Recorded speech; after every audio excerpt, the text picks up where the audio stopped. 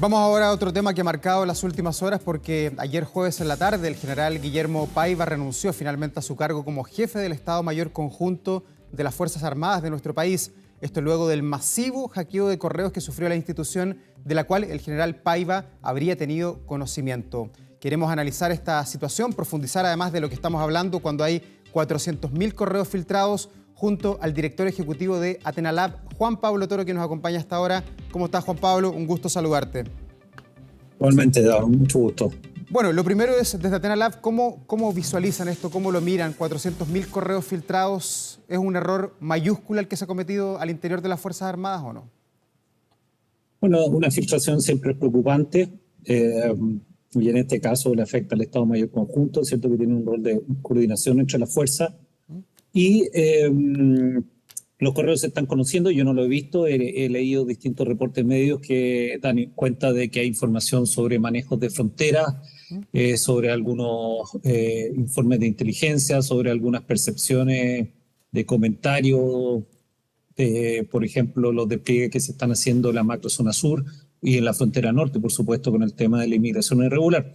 Ahora, eso sí, hay que tener en cuenta que de todas maneras es una filtración de correos y la información más importante, o sea, la más relevante que maneja la Fuerza Armada en general, se maneja a través de redes internas que no son correos electrónicos normales, ¿cierto? Como los que ocupamos día a día, y también información que se maneja de forma encriptada y en unos casos son con computadores que no tienen acceso ni siquiera a pendrives, ni a CD, ni a cualquier dispositivo que tengamos. Entonces, es preocupante el regreso de la ministra, de alguna forma así lo revela, pero también plantea interrogantes, uno, sobre el nivel de ciberseguridad que tenemos y dos, sobre si efectivamente hubo un aviso temprano de esto. Algunos medios han deslizado que en mayo ya hubo los primeros indicios y si esto se avisó al nivel político, ¿qué acciones se tomaron al respecto? Y desde el punto de vista de ustedes, Juan Pablo, ¿el general Paiva sería el único responsable o hay más actores incumbentes que pudieron quizás hacer algo que eventualmente pudo disuadir la acción de este grupo Guacamaya? Entiendo que la responsabilidad de él se produce por un tema cierto, de mando, ¿no? Por estar, cierto, en el nivel superior. Él está de acuerdo que dice los diarios, que está con una licencia médica en esto por un problema de salud, evidentemente, que las licencias médicas son por eso. Entonces yo entiendo de ahí que más bien actúa en el fondo por el tema de la responsabilidad del mando, pero justamente es parte de la investigación de la cual se está haciendo parte de la justicia militar, ¿cierto? Por lo que anunció la ministra ayer y también el Consejo de Defensa del Estado, de determinar quiénes más, ¿cierto?, supieron de esto y si se tomaron las acciones en su momento para detener la filtración, si es que ya se había dado, o definitivamente contener los daños que podrían haber ya por el tipo de información que hay, que la verdad hay que evaluarla, ¿cierto? Porque puede haber, hay de todo, dicen que desde turnos, ¿cierto? Hasta cumpleaños, decía un diario hoy día, hasta información un poco más sensible, pero acuérdate que la información tiene distintos niveles, ¿cierto? La información secreta, hasta la información confidencial y la reservada, y muchas veces lo que se cataloga como reservado, secreto, confidencial, alguna información es que la verdad no tiene un contenido tan comprometedor. A veces también es un recurso para que esa información sea tomada en cuenta de forma mucho más rápida, ¿no? O sea, bueno, esto es reservado, esto es confidencial, debería verlo y ponerle atención, pero yo creo que todavía estamos evaluando lo que hay ahí porque hay mucha información. Juan Pablo, y con Terabytes. la magnitud que tiene este ataque, 400.000 correos, una cifra inimaginable, verlo en la cantidad de terabytes de computadores, llevándolo a papel serían gigantescos, llenar probablemente una pieza entera. ¿Se puede descartar que haya habido concomitancia desde el Ministerio de Defensa para generar este ataque masivo? Porque igual son las Fuerzas Armadas, hay un nivel de encriptamiento, un nivel de ciberseguridad que aquí fue vulnerado fácilmente, no solo en este país, sino que también en otros. Pero ¿puede haber habido también alguna concomitancia, alguien que haya autorizado o participado en este sabotaje desde el interior del Ministerio de Defensa? Eso es justamente lo que debería determinar la justicia, ¿cierto? Quienes investigan esto. Pero no se puede descartar. Mira, eso lo determinan los investigadores. En este momento sería conjeturar, si es que hubo, porque además, como tú bien decías, o sea, este ataque, este grupo de hackers, ¿cierto? Que se llama Guacamaya, ataca a varios países al mismo tiempo, ¿ya? Entonces, porque van a revelar, ¿cierto? O ya están revelando material de países como el Perú, El Salvador, Colombia. Entonces, la verdad no parece algo tan dirigido, algo tan interno como una operación de un grupo de hackers, que es una operación más bien de tipo regional. Ellos están pegándole a distintos países y a distintas fuerzas armadas y policiales, y es lo que dice por lo menos en el comunicado, donde ellos justifican un poco esto, ¿no? Un grupo que parece que tiene una causa ambientalista, pero también antipolicial y antimilitar, por lo que hemos leído de ellos. Y este podría ser el comienzo también de otro tipo de hackeo que sufra el Estado de nuestro país, finalmente llevando a esto a que se pueda parecer de alguna manera a los Wikileaks, o todavía es mucha la distancia entre una organización y esta Guacamaya. Bueno, en este caso, ¿cierto? Los Wikileaks tenían informaciones, algunas eran, la verdad, comentarios de pasillo, a veces a nivel diplomático, otras eran un poco más sensibles, pero efectivamente yo creo que esto debe ser tomado como una gran, ¿cierto?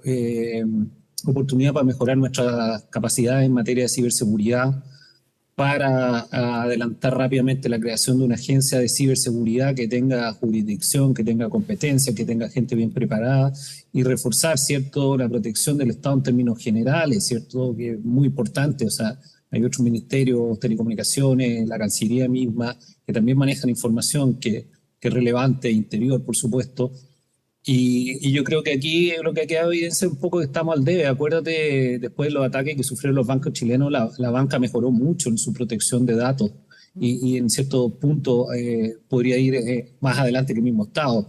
Y la verdad que como todos estamos conectados, esto no solo es una labor del Estado mismo, sino también de todos los stakeholders, o sea, de todos los que participan en el ecosistema, de cómo las empresas de telecomunicaciones, las bancas, obviamente el aparato público, van cerrando brechas y van descartando vulnerabilidades y generando un entorno mucho más protegido. Sí, la verdad es que estos son correos, como te decía, los correos no tienen ese nivel de protección. Los correos, sobre todo los de Microsoft o de algunas plataformas más comunes de uso, hay no es una marca, pero que tienen otros sistemas. Entonces, yo creo que aquí va a haber que hacer una mejora, y bastante urgente. En el gobierno anterior, creo, algunos saben de ciberseguridad que eran unas posiciones interesantes, pero la verdad que aquí más que crear cargos ad hoc, hay que crear estructuras de seguridad que son más pertinentes a enfrentar los desafíos que tenemos hoy día, siglo XXI.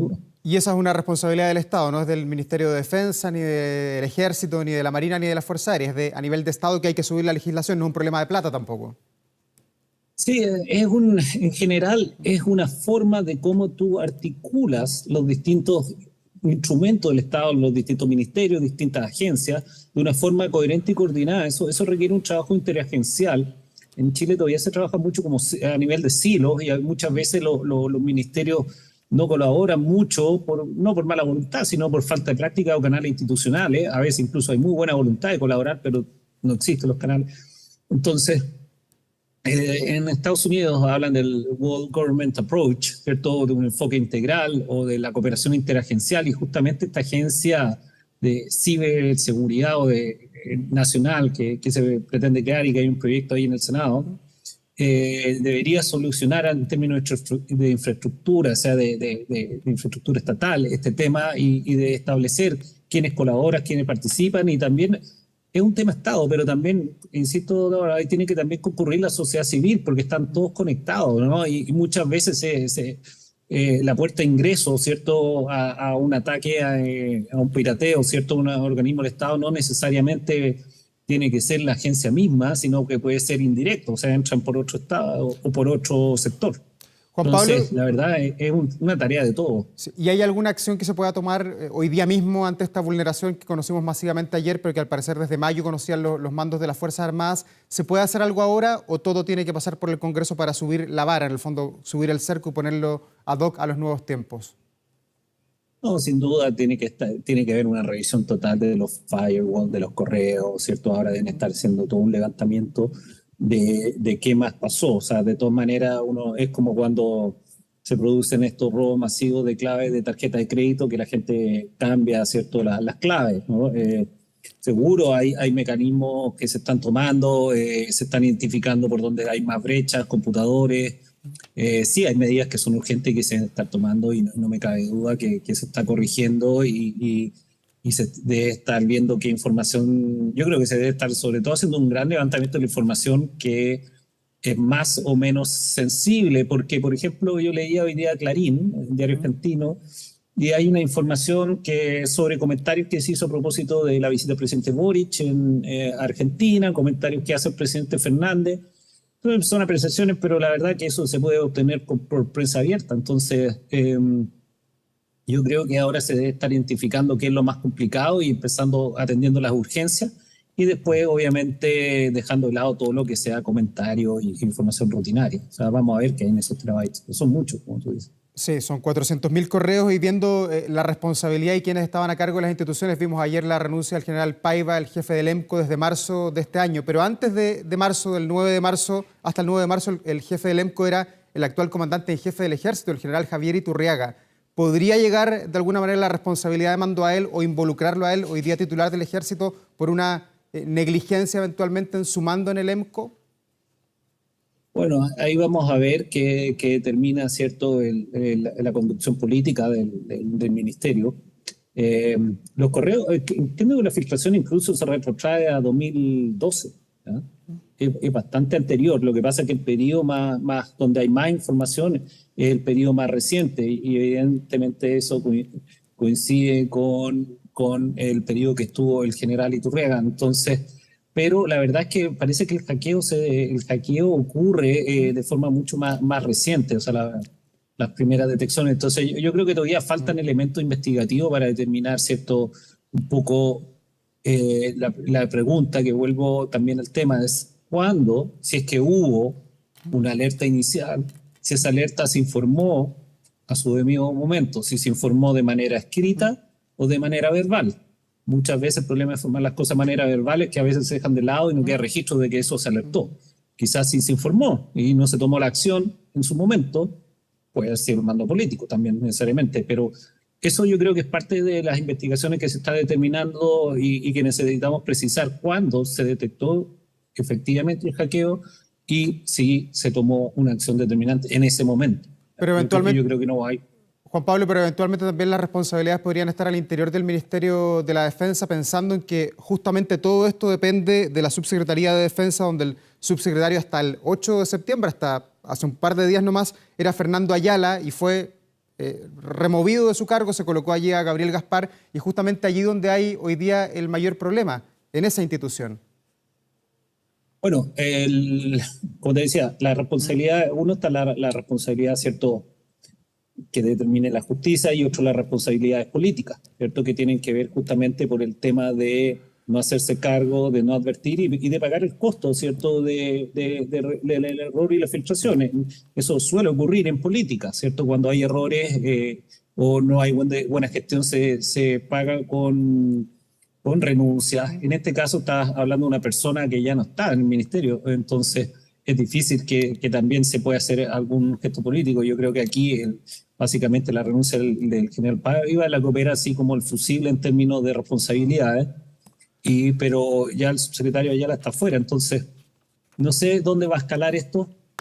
Creo que todavía falta por investigar bastante y tener información bastante más precisa de, como te digo, o sea, aquí básicamente una vez que tengamos determinada cuándo se detectó la primera filtración y qué se hizo al respecto en esa fecha específica, yo creo que ahí van a empezar a correr todas las cadenas de responsabilidades, porque sin ese dato, la verdad es que es difícil empezar a especular, a decir, bueno, ¿quién supo, quién no supo, a quién le corresponde asumir, ¿cierto?, la falla.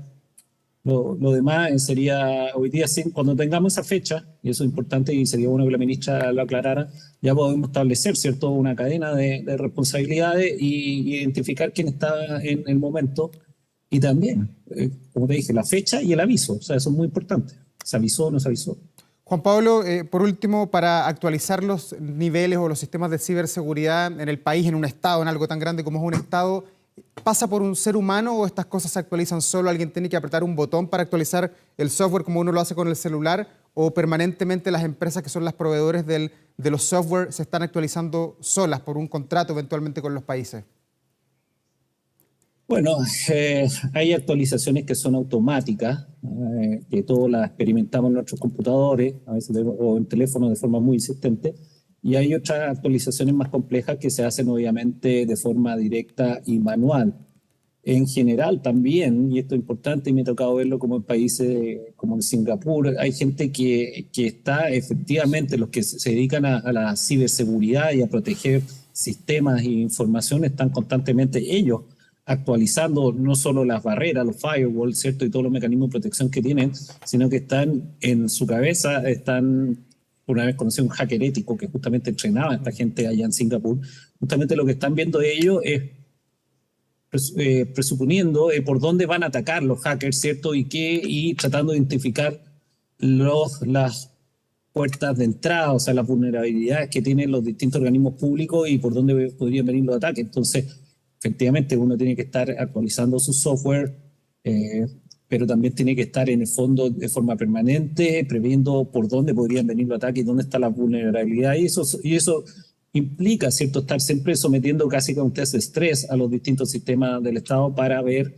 y corregir y optimizar de forma permanente. O sea, es una rutina que se tiene que hacer. Juan Pablo Toro, director ejecutivo de Athena Lab, muchas gracias por conversar hasta ahora con nosotros. Que esté muy bien. Gracias a ti. Chao, buen día.